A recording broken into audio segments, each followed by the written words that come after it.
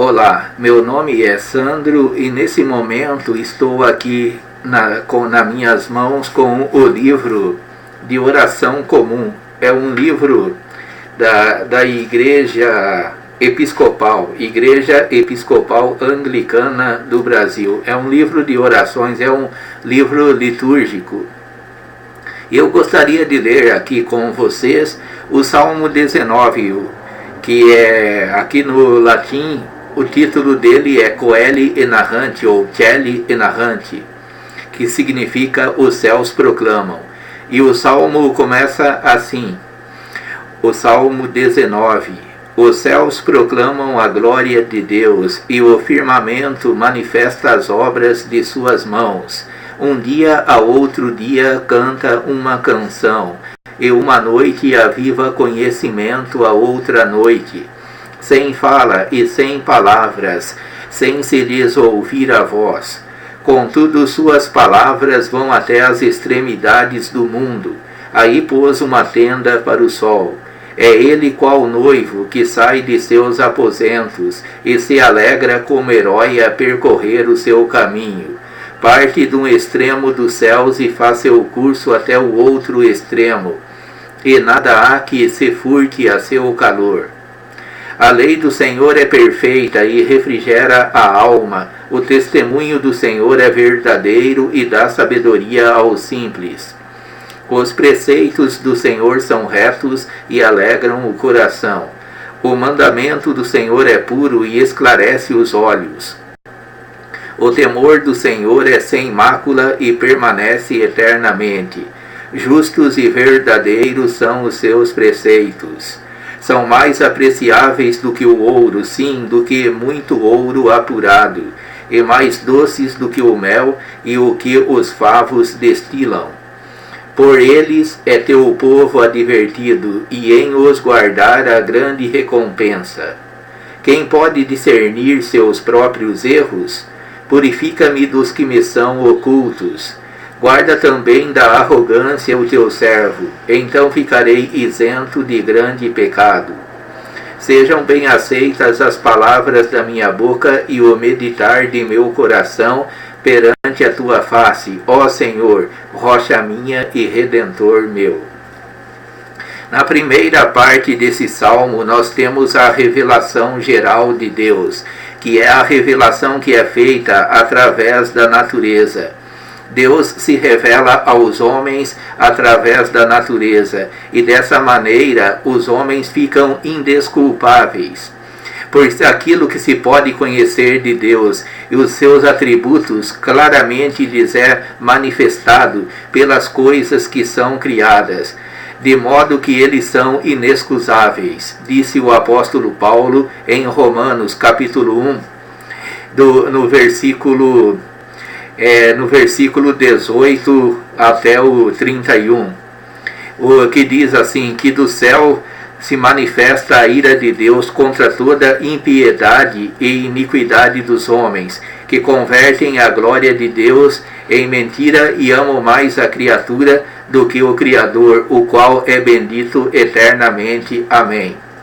Então Deus fala que, aliás, o Espírito Santo de Deus fala através do salmista, fala através do apóstolo Paulo, que os céus declaram a glória de Deus e o firmamento anuncia as obras das suas mãos, e que os atributos invisíveis de Deus, também como seu magnífico poder, são expressados pelas obras da criação, de maneira que os homens ficam sem desculpa. Não há como negar a existência do Criador, tendo em vista uma natureza tão rica e tão diversa.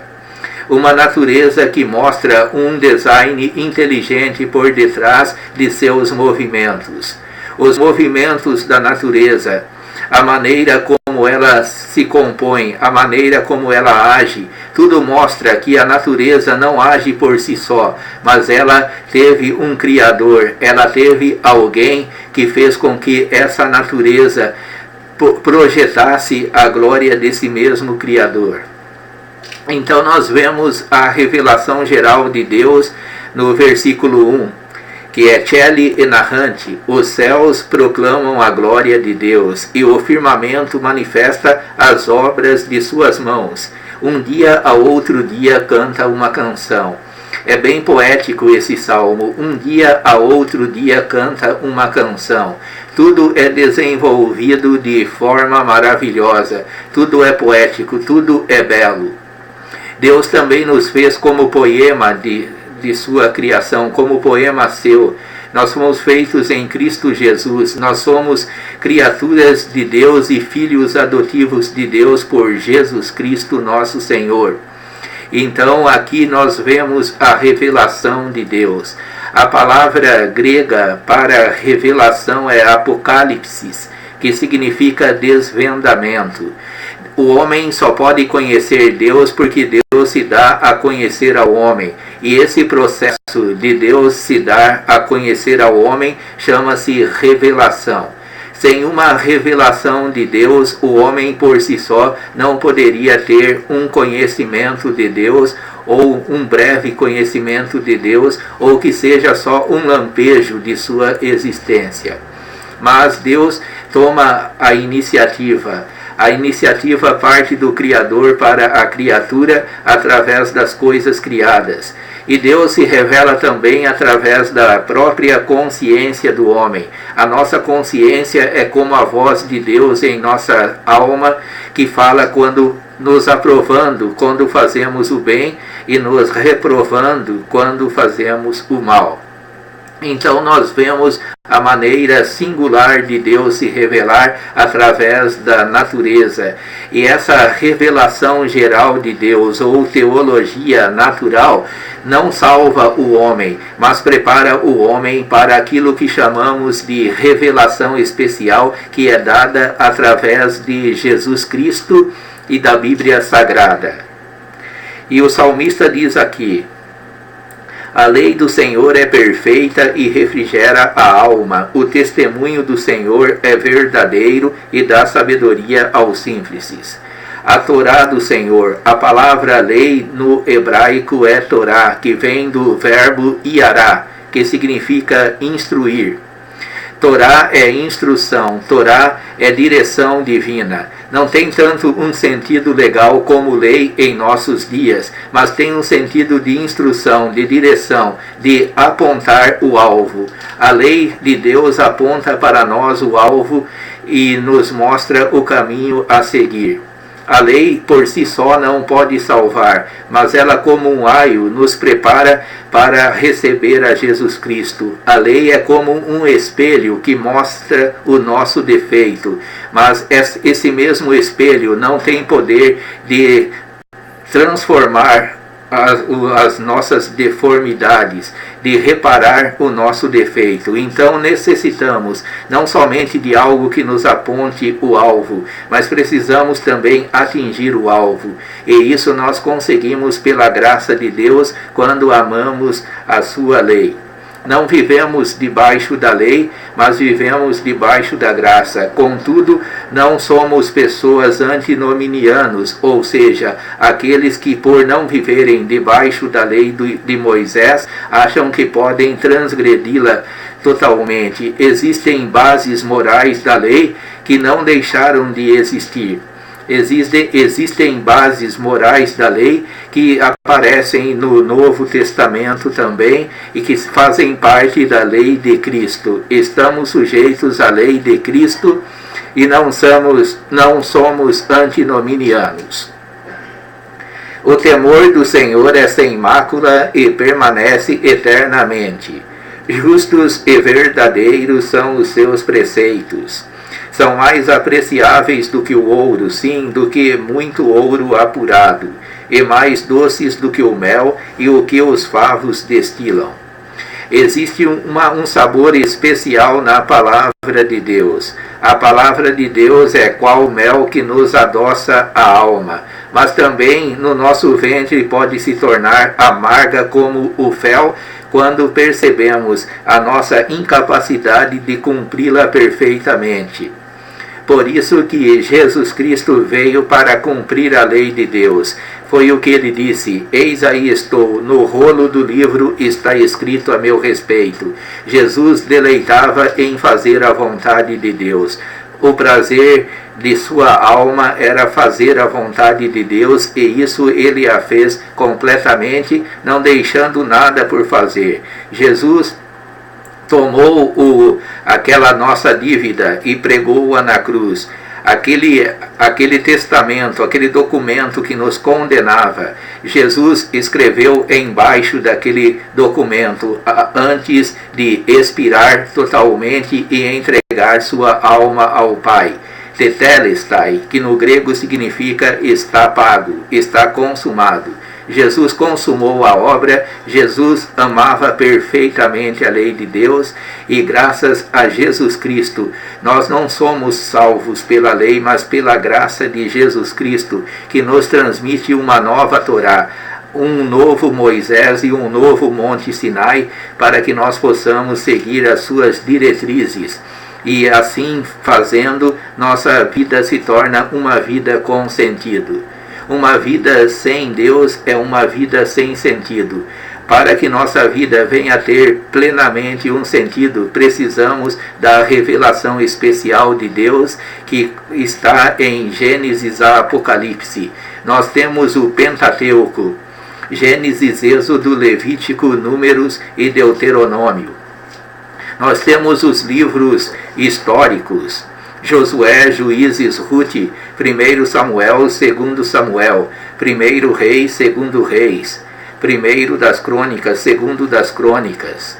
Nós temos os livros poéticos, nós temos os livros poéticos, nós temos os livros proféticos, profetas maiores em número de 5 e profetas menores em número de 12. Nós temos os evangelhos sinóticos, Mateus, Marcos e Lucas. Nós temos o Evangelho de João, temos Atos dos Apóstolos e as Epístolas, e por fim temos também o Apocalipse. São 66 livros de Deus para nós. O número 6 representa o ser humano. Deus deu a Bíblia não para anjos, Deus deu a Bíblia para os seres humanos, e através da palavra de Deus podemos achar vida e vida com abundância. Eu li esse salmo do Prayer Book, do livro de oração comum da Igreja Episcopal Anglicana do Brasil. Esse é um livro interessante até, só que é um livro litúrgico.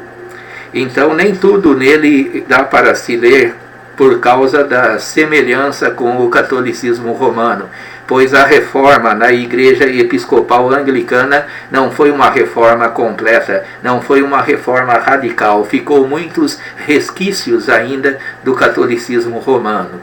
Contudo, os salmos são maravilhosos nesse livro de oração comum, como esse Salmo 19 que li, que fala das revelações de Deus. A revelação geral feita através da natureza e a revelação especial que nos é dada através de Jesus Cristo e da Bíblia como um todo. Quando o cânon fechou, Deus cessou também a inspiração dos livros sagrados. Hoje nós temos o cânon fechado e temos a revelação completa de Deus para dirigir a nossa vida, iluminados pelo Espírito Santo.